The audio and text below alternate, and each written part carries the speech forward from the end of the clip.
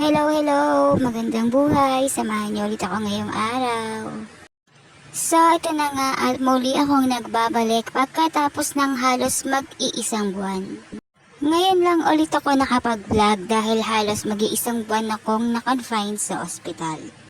Yes po, nagkasakit po ako kaya naman medyo natagalan bago ulit ako nakapag-upload ng ating video. Kaya naman, for today's video ay samahan niyo po ako at ang aking mga anak na magsimba para magpasalamat sa aking pangalawang buhay. Kaya eto na, inyo na ang tunghayan. Araw ng linggo at sinabihan ko ang aking mga anak na magsisimba kami sa St. Clair sa Cabuyao Bayan. Dahil nga gusto kong magpasalamat at gusto kong magtirik ng kandila bilang pasasalamat kay Lord at binigyan niya ako ng pangalawang buhay. Nilakad na nga lang namin mula sa Save More hanggang sa may St. Clair. Para makatipid din ng pamasahe dahil medyo malaki-laki din naman ang nagastos ko nung ako ay nasa ospital. Nakarating na nga kami dito sa may simbahan na talaga namang si Arkin ay gusto pang magpahalga sa akin. Ito na din siguro yung huling pagkakataon na makakapagsimba ako kasama si Ate Princess at si Kuya Yayam. Kaya kahit medyo nakirot-kirot pa ang aking tiyan ay pinilit ko na talagang makapagsimba kaming mag-iina dito. Gusto kong magpasalamat kay Lord sa pangalawang buhay na binigay niya sa akin dahil hindi biro yung mga pinagdaanan ko habang nasa ospital ako.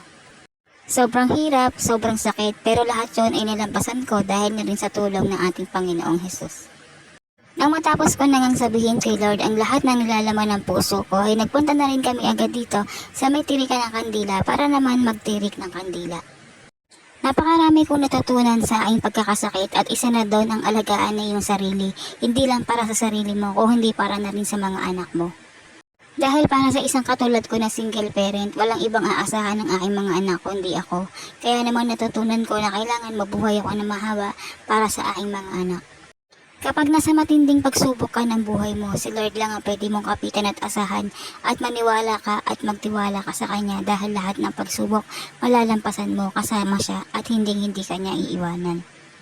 Pagkatapos nga namin magsimba ay naglakad na ulit kami pabalik sa may terminal ng tricycle pa uwi sa amin nang makita ko nga ang mga street food na ito. Ito yung mga street foods na kahit kailan ay hindi ko na makakain pa dahil bawal na sa akin ang mga ito. Napakarami na ngang bawal na pagkain sa akin na kahit kailan ay hindi ko na makakain. Katulad na lang nitong pupuntahan namin ng aking mga anak. Bawal na nga sa akin itong fast food kaya naman ang ginagawa ko ay patikim-tikim lang ako ng kapira-kapiraso. Ito na din siguro yung huling pagkakataon na makakasama kong kumain dito sa fast food ang aking anak na si Yayam at si Ate Princess at kung bakit ay malalaman niyan sa aking mga susunod na vlog. Nabibilang na nga lang ang mga araw na makakasama ko ang aking dalawang anak at kami nang ang dalawa ni Arkin ang maiiwan. Kaya naman bawat araw ay sinusulit ko na nakasama ko sila. Sa mga puntong ito ay tumitikim-tikim lang ako ng mga pagkain ng aking mga anak. Pinagsisihan ko pa nga ang pagtikim-tikim ko na yan dahil pag uwi namin ng bahay ay sumakit na naman ng sobra ang aking tiyan. Nang makatikim na nga ako ng kapiraso ay pinanood ko na lang na kumain ng aking mga anak. At masaya na nga ako na makita ko silang masayang kumakain habang kami ay magkakasama. Kaya naman hanggang dito na lang muna ulit ang ating video. Salamat sa inyong panonood. Ingat kayo lahat. Bye-bye!